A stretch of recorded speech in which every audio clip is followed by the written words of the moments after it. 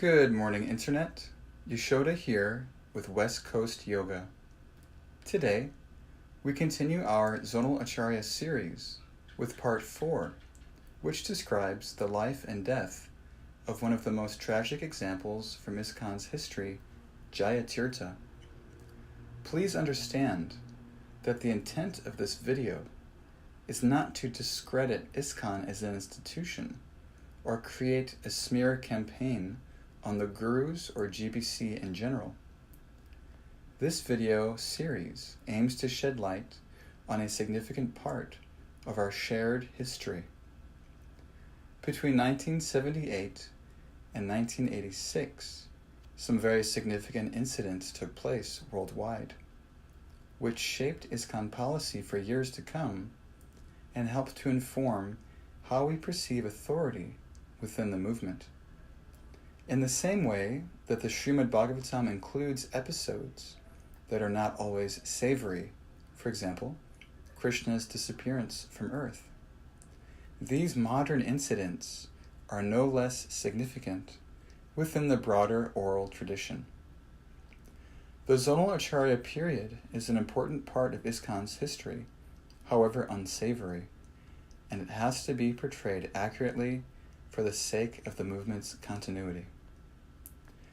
To my knowledge, there is no current reference material authorized by ISKCON in regards to the 1980s.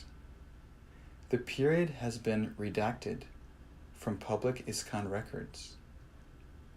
My intent is to shine light on the episodes that can be verified, and thus we develop a healthy approach to our own history and avoid the pitfalls of quarrel and hypocrisy, which have, until now, generally characterized this period and its record. And so, without further ado, the life and death of Jayatirtha. Jayatirtha was born James Edward Emil on November 13th, 1948, in Saipan, part of the U.S. Commonwealth. During his teenage years, Jayatirtha was attracted to the LSD movement popularized by Timothy Leary and later the Beatles.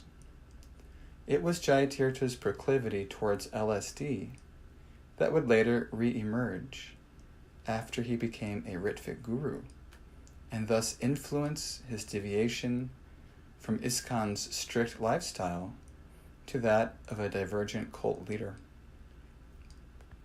Jayatirtha joined ISKCON in the heyday of the late 1960s, and through his energetic preaching, quickly rose within the ranks of management, eventually being placed on the GBC, ISKCON's highest governing body. Following Srila Prabhupada's departure in 1977, Jayatirtha assumed the role of spiritual master, and it was during this period that members of mainstream ISKCON began to observe strange behavior from Jayatirtha and some of his close followers. Jayatirtha developed a habit of taking LSD on a daily basis. More specifically, he would lecture on the Bhagavatam while under the influence of LSD, and in some cases, dosed his followers with the drug.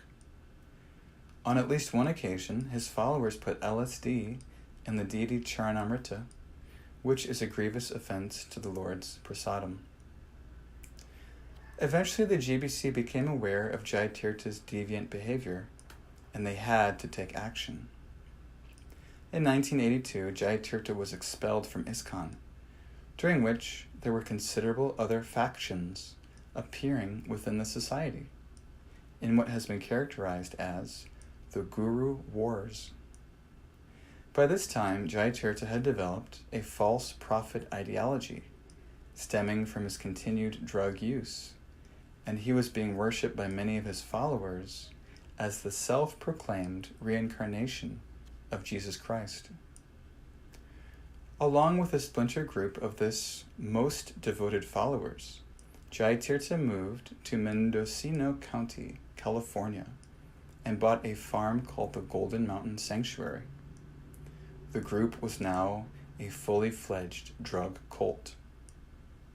At that time, Jayatirtha conferred divine status on some of his followers.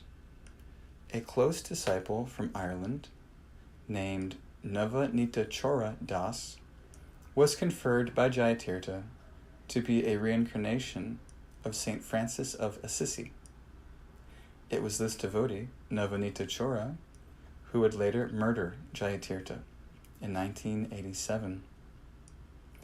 Jayatirtha also began what can be characterized as extramarital activities among multiple females in his group. These sexual encounters had diverse effects on Jayatirtha's followers. Navanita Chora was enraged that his personal Christ figure was exhibiting qualities more closely associated with the devil, and he, Navanita Chora, resolved that the best way to amend the situation was to murder Jayatirtha in cold blood. Fast forward to the winter of 1987. Jayatirtha was working with some of his followers in London at a brass fitting shop. This particular occasion, November 13th, 1987, happened to be Jayatirtha's 39th birthday, and Navanita Chora specifically selected the date to kill his spiritual master. Navanita entered the brass fitting shop and, without uttering a single word, pulled out a large blade, stabbing Jayatirtha repeatedly to death. Please excuse the graphic content.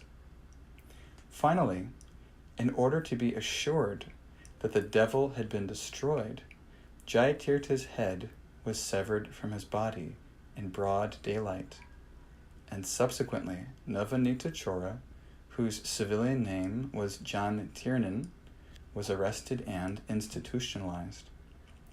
What can we learn from this incident? Firstly, one should not become a spiritual master without the proper qualification. Secondly, the GBC has a due diligence to properly vet its members and remove rogue elements. And thirdly, drug use has no place in an authentic spiritual practice, and we are inviting misfortune upon ourselves if we propound its use on the basis of spiritual life. I hope this episode has been informative.